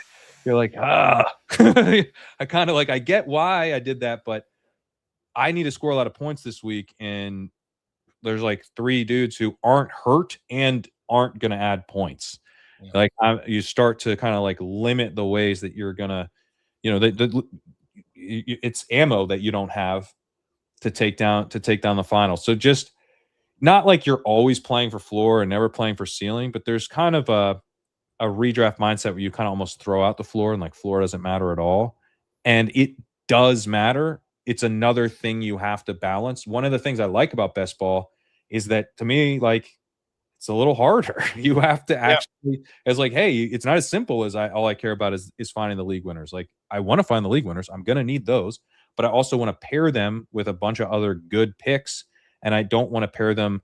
I don't want to take on too much risk to where I found the league winner and I didn't do anything with it, because basically I built like a 18 player parlay card, and the parlay card got crushed by a bunch of bad legs, Yeah, Mike Leone always says that from Savage. Well, I mean, not that he's the only one, but he's the one I always hear in my mind.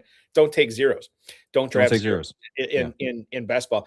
And Gretsch was writing about this too in his last post, talking about redraft and best ball. And I had never thought about this before, but it's true. You're swinging for home runs in redraft, right? Yeah. And he said, he's like, you don't want the outs, right? But he said, even if you draft a guy and he's a double, like a double off the wall, that's still kind of an out, right? Because that's floor. Like you need the home runs. And then what does that doubles hitter do? He's a roster clogger, and you don't know like if you should be dropping him, if you should be keeping him. And then you think about what's the capital that you gave up to draft him, whereas you could have taken a swing at a home run guy, and maybe it hits, maybe it doesn't, but you know what it is? It's an empty roster spot then if it doesn't hit. Yeah. And you can pick up another potential home run swing. It's just, it's kind of cutthroat when it comes to like, you're just always looking for that big score in redraft, whereas best ball, you have to be a little bit more disciplined. It is, I'm learning this over the course of the last year, Pat. It is 2 completely different games, really. It is, and I agree with Ben about that. Like you swing and a miss. Like a Kerrane Allen is a guy that I am pretty damn interested in taking in, assuming we can get him at a decent enough price in this main event we're doing, and we're doing some other main events on the earlier side. For as long as there's not really that much buzz about him, I like him a lot in a managed league format, and with the idea of like that's a wide open backfield. He's a 6th round pick, which inherently comes with a low floor, but he really like is a guy who profiles is potentially a very like reliable, kind of like lunch pail runner, the type of player a coach might really start to be like, yeah, this when I give the ball to Kerrane, he picks up 4 yards, and I like that a lot. I'm sick of the more boom bust style of JCM. I'm sick of Rashad White just like standing behind the offensive line for 3 full seconds before finally moving forward. Like, I could see Kerrane Allen becoming like a big hit in a way that we've seen from other running backs in just wide open situations, like Dameon Pierce, right? Back in his rookie season. It's like you don't have to necessarily even have that great of a career, but like you just take advantage of a situation in front of you and you're the best man for the job that year. I could see that being Kerrane Allen. I could also see Allen being a healthy scratch for like most of the season because they've got McNichols who like plays special teams and can help out in the passing game. They have Jerome Ford there right now. They're talking up Robert Henry as someone that they're semi-interested in. So like Allen could be nothing. He was a 6th round pick. Like those guys don't do anything in the rookie seasons constantly. So from a best ball perspective, I'm like, he's more of a player I'm dabbling with, mixing in here and there, and more like kind of on my watch list. But like, if I was on the clock right now in the main event, late, I would be like, yeah, that's exactly the type of player who I will know whether or not he was a good pick, potentially before week 1, before even the season starts. I will get a sense of has he earned a role, Is he made noise in training camp? Like he might be someone I cut in the final waiver wire run before I even watch the games for week 1. And that's good. I like that the roster spot frees back up, and then I can invest in someone else and I can churn through it. So like those really kind of like binary. We talk on chip chasing. We'll call these guys like take a peek kind of guys. Where you're like week 1, like you get the information. Who's going to give me information? And then I can move on if the information's bad, even if the information's bad, like 90% of the time, because 10% of the time could be awesome. The next thing I wanted to ask you about, and just maybe there's some fluctuation here, maybe there's not. And I know as you get deeper in the draft, there's not. But if you're picking at the 101 or the 102, the 106, the 107, the 111, the 112, how are your structures different early on in drafts, Pat, when it comes to that? Is this a matter of you kind of can formulate it in your head, knowing what your first few picks are going to look like? Or is that just taking too big of a leap forward and you still have to let the draft come to you, especially in FFPC where, 2 running backs, 2 receivers, 1 tight end, 2 flexes, where you can build your teams so differently. People ask me that all the time, and I'm kind of like, well, I kind of know who I'm taking in the first round usually. But if I'm at the back end, I probably don't know what I'm doing. And then that's just the first round. Second, third, fourth, man, it's just so much crazy stuff can happen. Yeah, I mean, I think especially with those early picks, I want to take the guys that I think are the best picks, and just those players are going to kind of make and break those teams. So that's to me the bigger thing than structure. Like structure is something that starts to fall into place once you have the first few players on the roster.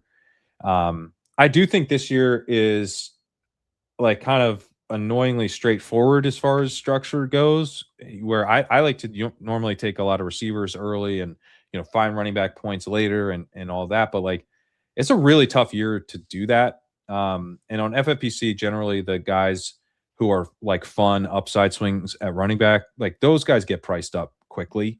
Like you were saying with Jonathan Brooks, like he's a 9th round pick now and he makes, sitting out a couple rounds at running back possible as, you can add him, you can add some other guys later to kind of backfill running back production. But I don't want like Jonathan Brooks as my running back 2, like I need, or, even running back 3 can be a little tricky. So for me right now, I really like builds where I have, some running back production, like 3 running backs through the first 6 rounds, something like that. And then maybe my running back 4 is Jonathan Brooks or, one of these other guys kind of later in the single digit rounds or the round 10 kind of range. But just making sure that I'm not trying to attack running back with the volume in best ball, where that volume would look like, Zach Charbonnet, who might miss a ton of the season. I know he said he wants to play week 1, but yeah. I know he said that, but I'm pretty skeptical given the timing of the injury. Pacheco, who looked totally washed last year and is now behind Gibbs.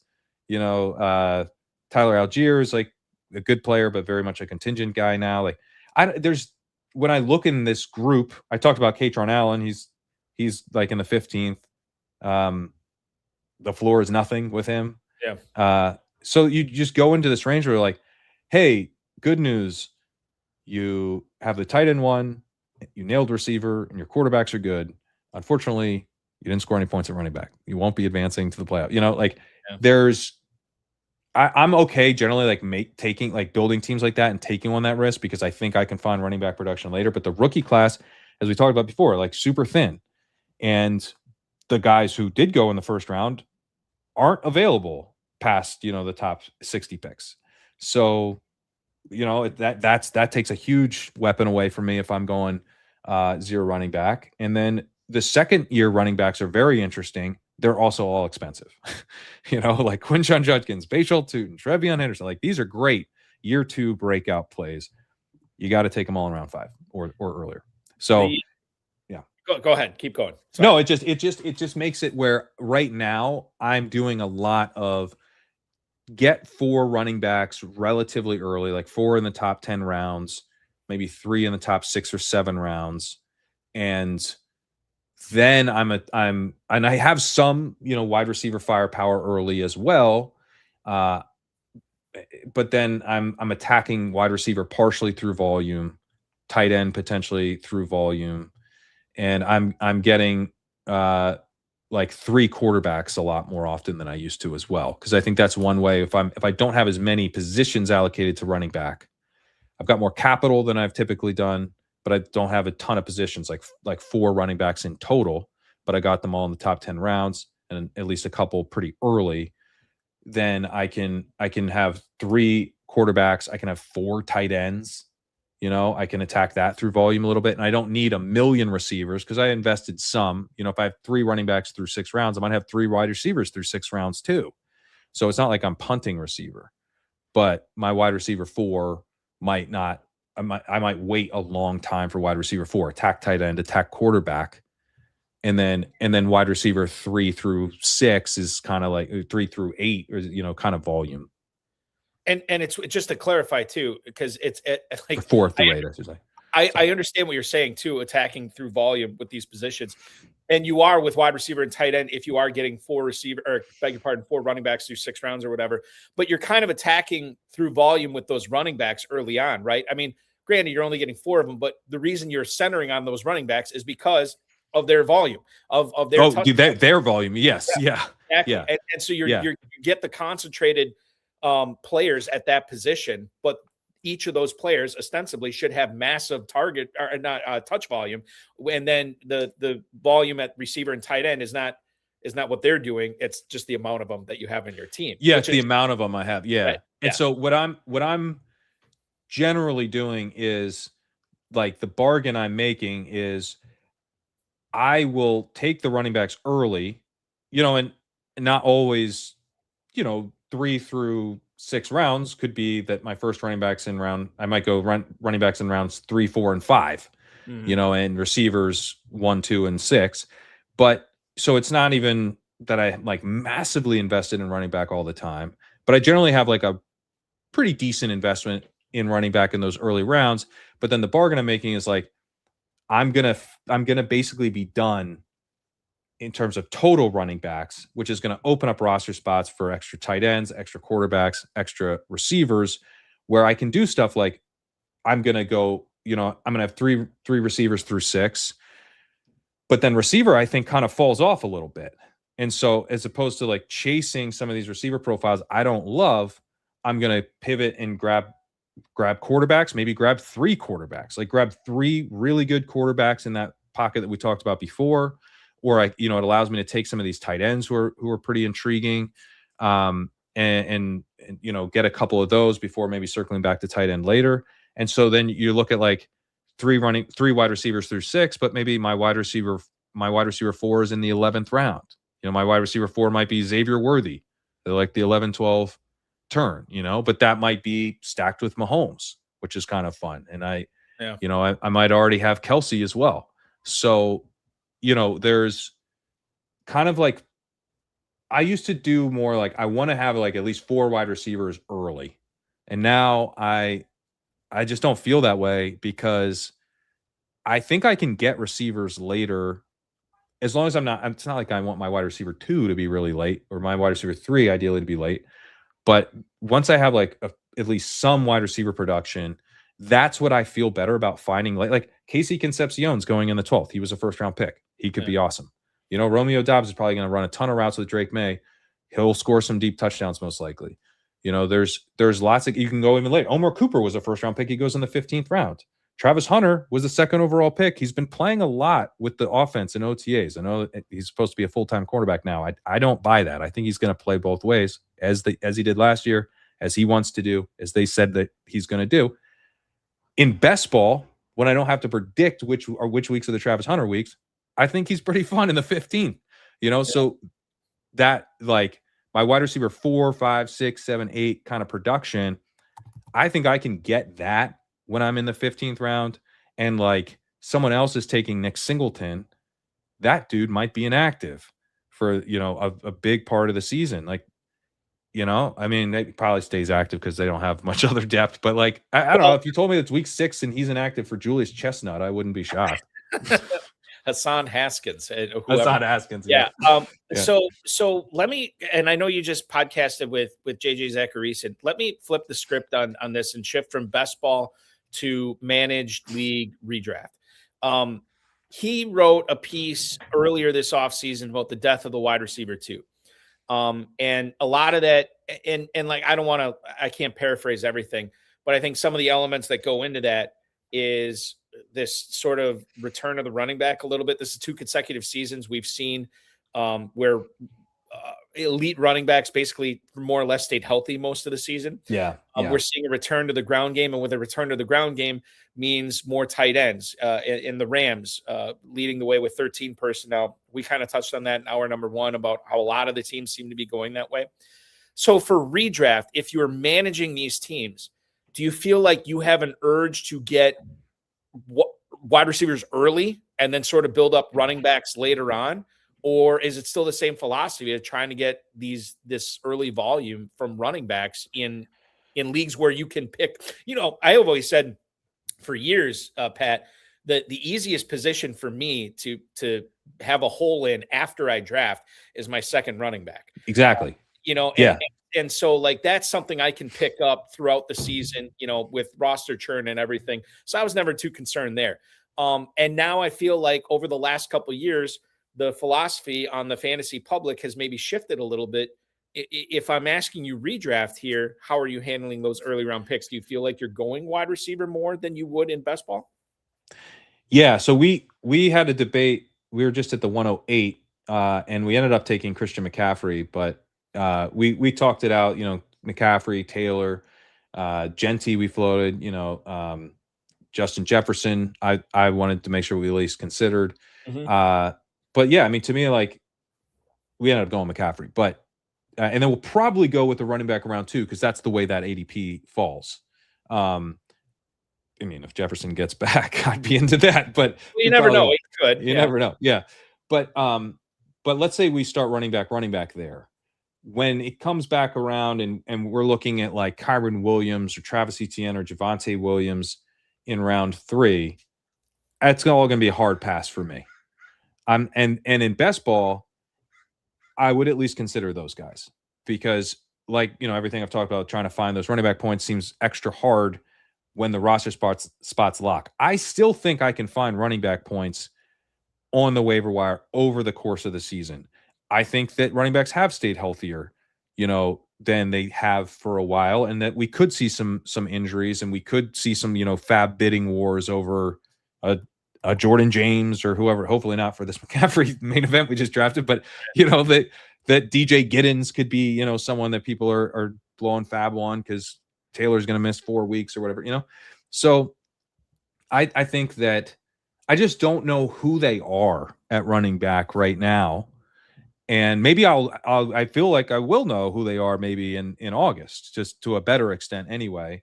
That allows me to take more wide receivers early and kind of attack running back through volume later. But in redraft, what I want to do is somewhat similar, which is like get some running back production, but maybe 3 through 6 or having 4 running backs through 10 rounds in best ball. I don't care so much about that. It'd be more of like I would like to probably have at least one really good running back that I believe in the early rounds through like the first 5 rounds, and maybe 2 if it falls that way. But pushing running back 3 is something I'm probably going to do a lot of in the main event, and kind of betting on myself to find production later and taking bigger swings where like Javonte Williams is not going to be the reason that people win their leagues this year. I don't think, he could be fine, but he's not. This isn't the season about Javonte Williams, and getting some of that receiver production and really fun profiles of young receivers that, get to go just after him. Tedero McMillan, I think, is really good. Zay Flowers is just consistently productive. I think at some point is going to have a true breakout season. Could be this year. Emeka Ibuka is a second-year breakout guy.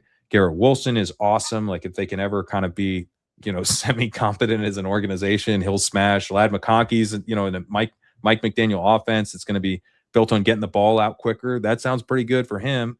So there's lots of these receivers that I'm not getting as much of in best ball because of all this stuff about wanting to make sure I don't miss out on production at running back before it dries up. But that's exactly the type of group that I'm prioritizing more in redraft, where I do think I can find running back production over the course of the season. Maybe I have 2 starting running backs, and I'm really just kind of looking to backfill for bye weeks and injuries and additional flex points at running back. Or maybe I just go like a hero running back build, and I am like old school, just trying to find that running back production over the course of the season and just hammer people at wide receiver and in the flex.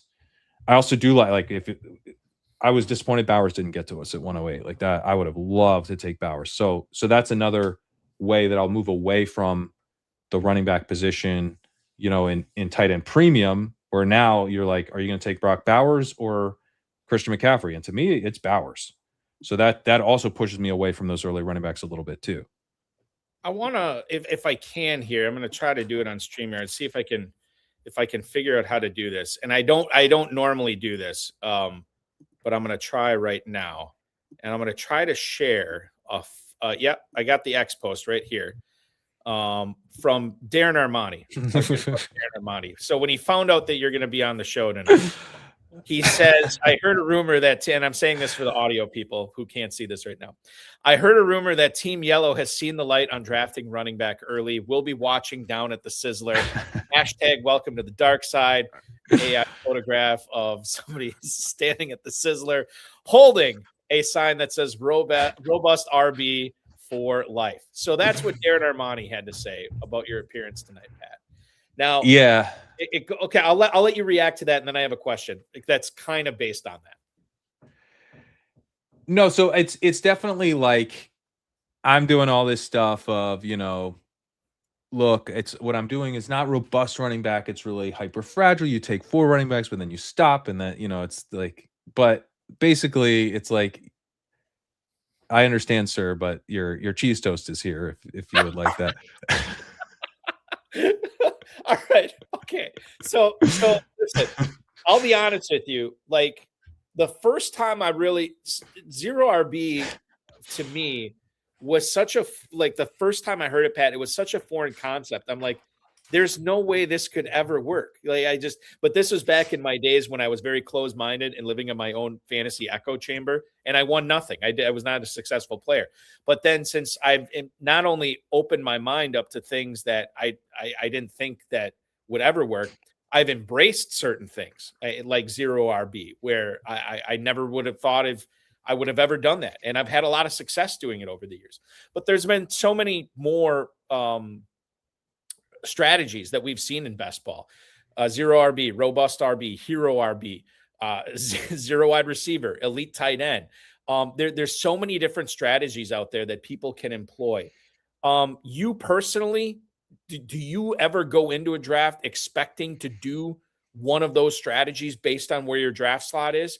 Or do you adjust during the draft to maybe going with that type of whatever specific build I mentioned?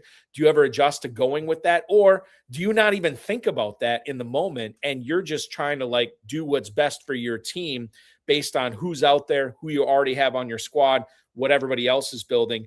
There's a lot here to go into, because I think a lot of people who are watching this are going to want to know, well, what's Pat Kerrane doing this year? What's his preferred draft strategy? I don't know if you have one. No, it would be like the hyper fragile where you get the 4 running backs ish, maybe 3, and then because you could do like 3 and you tack on 1 late, but the 3 are all like to your point, like very much like volume. These guys are both good, and that we expect them to score points right away. There's nothing speculative about these profiles.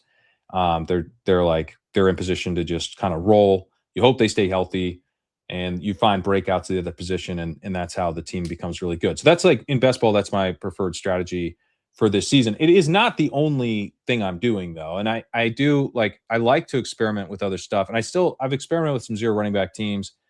It would be more probably for me, the zero running back builds are a little bit easier when you're in like the Puka JSN slot, especially, if you go like maybe AJ Brown. And then, if you can get a receiver in the 3rd, and then there's some receivers in the 4th that come back that I like, and then sometimes you get a receiver who falls in the 5th, or that could be your running back 1 spot as well.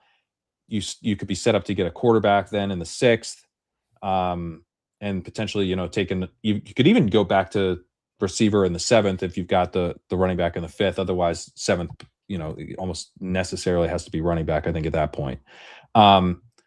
But yeah, if there's certain like players that I'll get where I'm like, I really like this team. I'm having fun with this team. So this is going to be the team. I like Bashal Tootin a lot. So, kind of going like zero running back, maybe elite tight end, zero running back. And then you get, I bet on Bashal Tootin as my running back 1. I'm like, if he's just like clear cut running back 1 for the Jaguars this year, like that'll work, and now all of a sudden this team is pretty nice. And what I'm doing, I'm experimenting a little bit with zero running back teams where I build more with that redraft mindset, with the running backs that I'm targeting late. And so I'm not just like if I really push it at running back, then I don't just want to take like Woody Marks or, Brian Robinson, like guys who have no chance really of becoming the starter without an injury. Like that's when I've experimented. I don't think this will ultimately work, but as part of a portfolio, I'm like, yeah, give me Nick Singleton, give me Jonah Coleman, give me some of these running backs that could actually like change the perception around these backfields even in the summer, and actually like kind of move up. I will take some Tyjae Spears. I think he's like a little bit, he's at least kind of talented enough to force a committee a little bit. Gainwell fit this when he was cheaper. This kind of thinking of like who can actually emerge without an injury. And so I've built some best ball teams like that I think are pretty fun, that are zero running back teams. So, but for zero running back, I follow the AP fairly closely in round 1. So I want the draft slot that's going to generally give me Puka, JSN. It's tougher to go zero running back from the back half of the board because, like, what am I going to pull up AJ Brown or Drake London? Yeah. So it's like you're kind of already the running backs there. I think are pretty good picks in that early 2nd round range. So and I don't want to force that type of stuff. You shouldn't. And I think what you're saying makes a lot of sense as far as where you optimally want to be both in best ball and redraft as far as your draft slot in the 1st round. Pat, I can't believe we only have like 10 minutes left. I want to take a quick break. When we come back, I want to break down, or as much as we can break down, your piece on fading the rookie wide receiver class this year, a piece that you did for Legendary Upside. The website you founded at Pat Kerrane on X, of course, legendaryupside.com. Don't go anywhere. FFPC Insider Access wraps up with myself, Eric Balkman, at Pat Kerrane, right after this.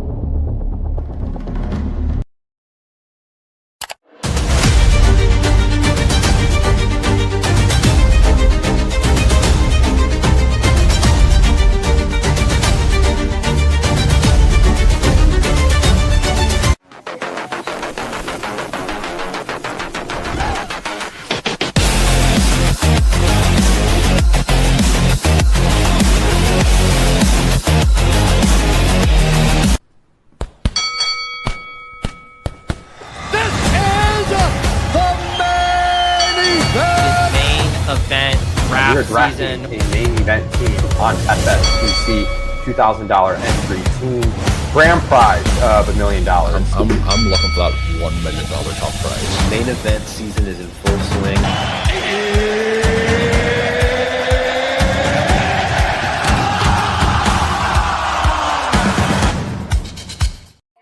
And it is time to resume our final segment here in FFPC Insider Access tonight. My name is Eric Balkman. He's Pat Kerrane from Legendary Upside, who just published something a couple of weeks ago about fading rookie wide receivers, specifically with this year's class. Pat, to set this up, you did some research on what rookies in years past. How many years back did you go? Was it like 6 or 7 years? I can't remember.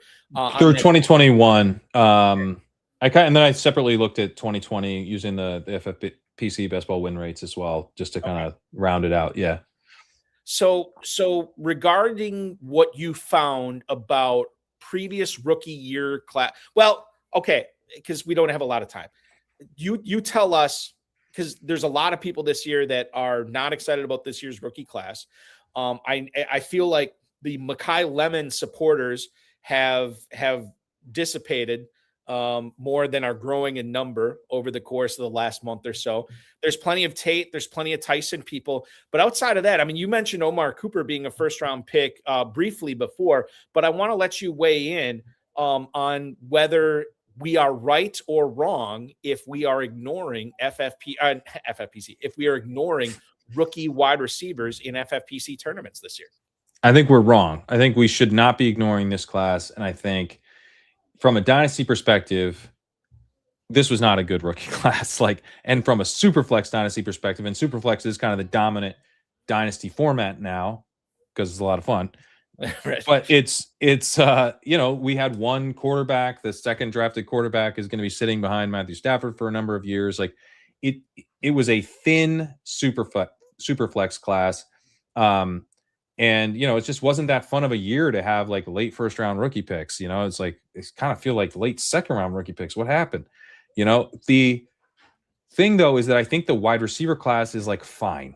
It's not a bad rookie class at receiver. It just wasn't enough to carry it from a dynasty perspective where quarterback and running back are going to be kind of generally the more exciting thing. But we had 2 wide receivers go top 10 in the NFL draft. I think Makai Lemon is a really good prospect. He's got, some injury stuff now, but reports are generally good otherwise. And he's, a guy who could be very fantasy friendly in the way he can make plays and he can earn targets really consistently. So I think he's actually, I think, a really good value at this point. But then you also have Casey Concepcion, profiles like a guy who can earn targets, and he's really good after the catch. And he enters a situation where he's probably way better than the other wide receivers, this season in Cleveland. Problem is he's in Cleveland. But then you have Omar Cooper, who's obviously on the Jets, and that stinks. But we've have a history of overly discounting these wide receivers based on situation, when a lot of the appeal with the rookie wide receivers is that, hey, man, you drafted this rookie wide receiver in like the 90s, and it turns out it was Justin Jefferson. You're going to make some money this year. You know, it does not like because like Justin Jefferson didn't break out because like Kirk Cousins or blah, blah, blah, the scheme. Like he was Justin Jefferson, and we didn't know that. And then we found it out. And so that's kind of the fundamental play that we're making. Like Omar Cooper might be awesome. Casey Concepcion might be awesome. And like they were first round picks. They have some intriguing elements to their profile. I generally like Concepcion better than Cooper, but like Cooper's also cheaper. So I'm actually drafting more Cooper than I am Concepcion on my best ball teams right now. And then like Jeremy Bernard was a second round pick. He goes super late. So just from the perspective of, hey, draft capital is pretty predictive, especially early on in a player's career for their ability to get on the field and produce. And then from the best ball mindset of like, what do I need this person to be? What if Omar Cooper's Jahan Dotson? Would that work? That would work. He could be Jahan Dotson. He could score 8 touchdowns. He can be a total bust by year 3. He was productive year 1. That's all that matters for this format. So I think, you know, the discount on Cooper is just way too big. I'm not really a big Cooper guy from a prospect perspective, but you're just getting that first round capital for way too cheap. Bernard is available in the last round. He was a second round pick. He also has some intriguing elements to his profile. He's going after Jack Besh. Jack Besh went in the second round last year and stinks. Why am I getting Bernard after Besh? That makes no sense. Like there's just opportunities here. Deshaun Stribling was the 33rd overall pick. His profile is pretty weird. I'm surprised he went that high. Apparently there were other NFL teams that liked him though. He's in a Kyle Shanahan offense. He's got to compete with Christian Kirk. Is he better than washed Christian Kirk at this point? Like, I don't know. Maybe not. You know, his profile is pretty weak. But if he is, he could crush. And you're paying like nothing for him. He's going in the 17th. So I think that we've gotten – well, the other thing is we've gotten burned on these rookie receivers because we got excited. Jamar Chase smashed. Garrett Wilson smashed. Justin Jefferson smashed.